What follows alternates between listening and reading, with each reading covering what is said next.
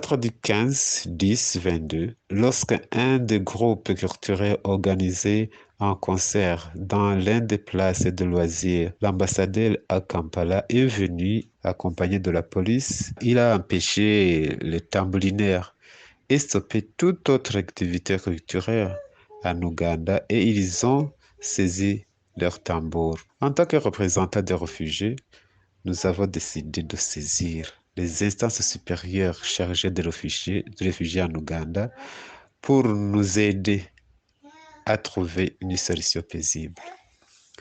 Nous avons considéré cet acte ignoble comme un acte de provocation et une action de continuer à maltraiter les réfugiés.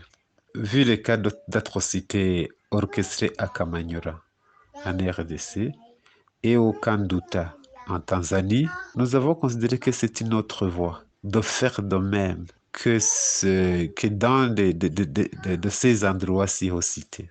Nous demandons à l'Office du Premier ministre, département des réfugiés en Ouganda, l'OHCR et autres organisations qui entendent notre cri d'alarme de venir en aide pour que la protection des réfugiés burundais soit assurée.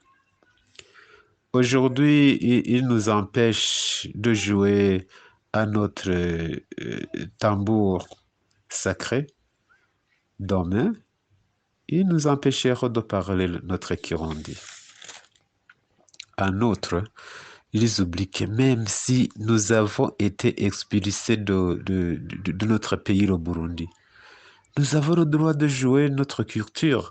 C'est le responsable du HCL. Ils vont rapatrier des réfugiés burundais parce que ils n'ont pas de en vivre pour eux. Mais pour nous, les réfugiés burundais, nous ne comptons pas de la nourriture, mais de notre sécurité. Il vaut mieux mourir de faim que de mourir de machette et de la torture. Parce que nous savons très bien que si nous rentrons au Burundi, la première chose qui nous attend, c'est d'être tués par des machettes et par de la torture.